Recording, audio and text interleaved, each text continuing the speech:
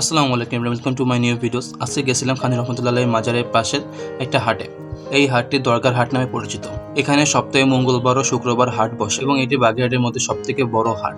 বেশিরভাগ মানুষই এই হাট থেকে তাদের সাপ্তাহিক বাজারগুলো করে থাকে। এটা একটা গ্রামীণ হাট এবং এই হাটে প্রায় সকল কিছুই পাওয়া যায়।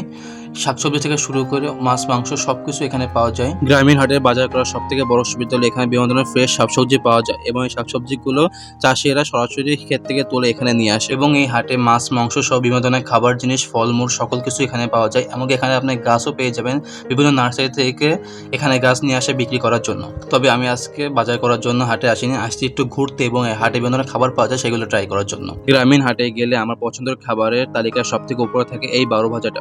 এই বারো ভাজাটা আমার কাছে খুব বেশি ভালো লাগে এবং আমি যে কোনো গ্রামে হাটে গেলে এটা খাওয়ার চেষ্টা করি। যখন গ্রামে থাকতাম তখন হাটের দিনগুলোতে আম্মু আমাকে বাজার করার জন্য টাকা দিত এবং বাজারের টাকা বাঁচিয়ে আমি এই বারো ভাজাটা খেতাম এবং বারো ভাজাটা টেস্ট সম্পর্কে যদি বলি তাহলে এক কথায় অসাধারণ। যারা যারা ট্রাই করছেন তারা অবশ্যই কমেন্ট করে যাবেন আপনার কাছে কেমন লাগে। বারো ভাজাটা অনেক বেশি ঝাল ছিল এবং আমি একদম ঝালের চোটে ঘেমে গেছি একেবারে। তাই খুঁজতেছিলাম মিষ্টি কিছু পাওয়া যায় কিনা এবং বের হয়ে দেখলাম একটা ভাই এখানে মিষ্টি বেচতেছে। এই ভাইয়ের কাছ থেকে 20 টাকা দিয়ে খেলাম এই ছানা জিলাপিটা, যেটা অনেক ভালো ছিল। তারপরে চাচার কাছ থেকে বাদাম মাখা খেলাম, যেটাও অনেক বেশি ভালো লাগছে আমার কাছে। আসলে এই হাটের খাবারগুলো খুবই শখ করে খাওয়া হয়, যে কোনো প্রতিটা খাবারই অনেক বেশি ভালো লাগে। হাটে ঘুরতে ঘুরতে দেখলাম এক চাচা চিপস বিক্রি করতেছে এবং এই চিপস গুলো আমার আপুর খুবই ফেভারিট, তাই আপুর জন্য এবার কিনলাম 20 টাকা দিয়ে। হাটে ঘোরা মোটামুটি শেষ করে যখন বেরিয়ে আসতেছি তখন দেখলাম এখানে এক চাচা পিঠা বিক্রি করতেছে। এখান থেকে একটা পিঠা খেলাম এবং পিঠার টেস্টটা সত্যি অসাধারণ ছিল, খুবই ভালো লাগছে আমাদের পিঠাটা। আর আজকে ভিডিওটা এই পর্যন্ত। ভালো লাগলো অবশ্যই লাইক কমেন্ট এবং শেয়ার অবশ্যই ফলো করবেন। দেখা হবে অন্য কোনো ভিডিওতে, সেই পর্যন্ত সবাই ভালো থাকবেন, ধন্যবাদ।